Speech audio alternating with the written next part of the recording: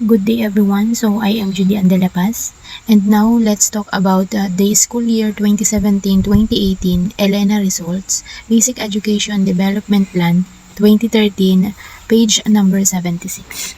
The following language and literacy tests were conducted. Mechanical component, we have alphabet knowledge, phonic, and word reading, spelling, and meaning component, we have book and print knowledge, vocabulary, grammar, reading comprehension, listening comprehension, and study skills. So we have number 1, mechanical component. This component focuses on the foundation building blocks of language and literacy, such as alphabet knowledge. It is assessing a person's understanding and recognition of letters in the alphabet. Meaning, alphabet knowledge is a test designed to evaluate an individual's understanding of the alphabet.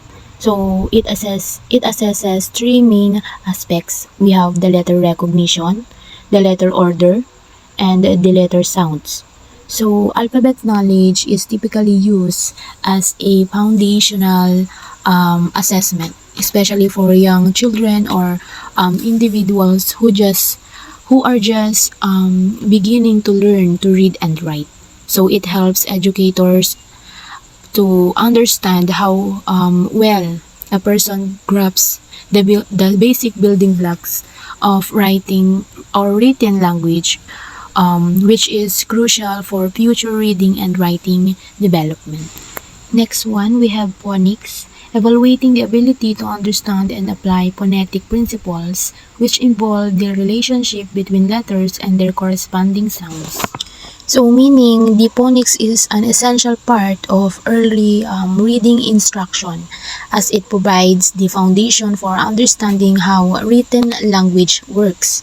So it's particularly important for the young learners as they begin to decode words and become proficient readers and writers. So phonics instruction helps bridge the gap between the recognizing letters and reading and writing words with ease. And next, we have word reading and spelling. It is assessing the skills related to reading words and spelling them correctly.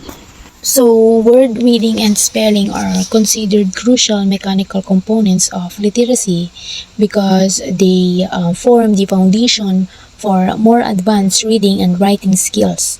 So, being able to read words accurately and spell them correctly is essential for comprehending text or communicating effectively in writing and assessing information in various contexts. So these skills are typically developed and assessed at different levels of education to ensure that individuals have a solid foundation in written language. Number 2, we have meaning component. This component delves into the comprehension and understanding of language, including the book and print knowledge. It is evaluating knowledge about books, print, and how written language works. So, meaning book and print knowledge is a fundamental component of early literacy as it provides the foundational understanding necessary for effective reading and comprehension. So, knowing how to navigate books and comprehend the basic elements of print is essential for young learners as they begin their reading journey and learn how to interact with written materials. Next, we have vocabulary. So, assessing the range and depth of a person's word knowledge. So, vocabulary assessment is a method to measure an individual's word knowledge and their comprehension of word meanings. So, here's an example of how vocabulary assessments work. So, we have word knowledge, word recognition, word usage, word relationships, and the contextual understanding. So, a strong vocabulary is essential for the effective communication, reading comprehension, and writing. The depth and breadth of one's vocabulary can influence their ability to understand and express ideas and thoughts. So vocabulary assessments help educators and also the researchers understand an individual's language skills and can provide language development and instructions. Next, we have listening comprehension. It is assessing the ability to understand the spoken language. Now, let's move on to adaptation of the Basic Education Development Plan 2030. The Department of Education or DepEd adopts the Unclosed Basic Education Development Plan or BEDP 2030 as the medium-term plan for the DepEd covering all formal education from kindergarten, elementary, junior high school to senior high school, as well as non-formal education through the alternative learning system or the ALS.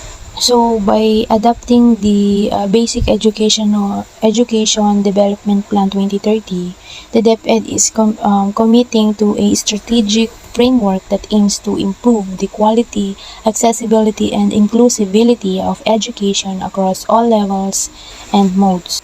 The Basic Education Development Plan 2030 is rooted in DepEd aspirations and priorities, national government development agenda, international commitment, and global trends in education adapted to the Philippine context. Meaning, the BEDP 2030 or the Basic Education Development Plan 2030 is a comprehensive educational plan that is not developed in isolation. So it draws its inspiration and guidance from a variety of sources, including the internal aspirations and priorities of the DepEd, the national government's broader development agenda, international committees, and the evolving trends in education worldwide. So this approach ensures that the plan is well informed, adaptable, and aligned with the diverse factors that influence the education landscape in the Philippines. Next, we have more specifically the Basic Educational Development Plan 2030 aims to serve as blueprint for DepEd in the next decade in formulating, implementing, coordinating, monitoring, evaluating, and supervising policy, plans, programs, and projects in the area of formal and non-formal basic education. So, the Basic Education Development Plan 2030 is a comprehensive and strategic document that plays a central role in guiding the DepEd's effort in the realm of basic education. So it is not only sets of direct and priorities for the next decade, but also serves as a tool for formulating policies, executing programs, coordinating efforts, monitoring progress, and ensuring that the DepEd's educational initiatives are aligned with its long-term vision and goals. Next, we have provided a strategy roadmap for the department that follow to improve the delivery and quality of basic education and the experience of learnings in the basic education learning environment.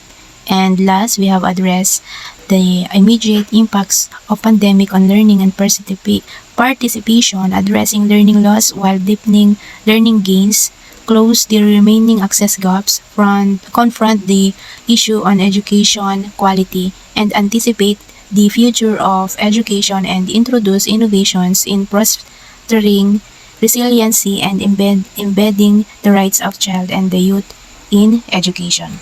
Next, we have all DepEd offices and units in all governance levels shall align their policies, plans, and programs with the Basic Education Development Plan 2030.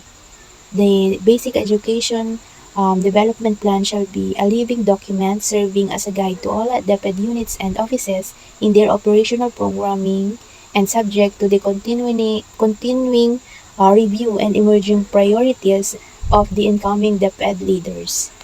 This order shall take effect immediately upon its approval, issuance, and publication online app. So, like www.deped.gov.ph, its certified copy shall be filed with the University of the Philippines Law Center Office of the National Administrative Register or the UP Diliman, Quezon City. So this is about to describes the process and conditions for when an order becomes effective, and it also outlines the requirement to file certified copies with a specific legal office for record keeping and official documentation.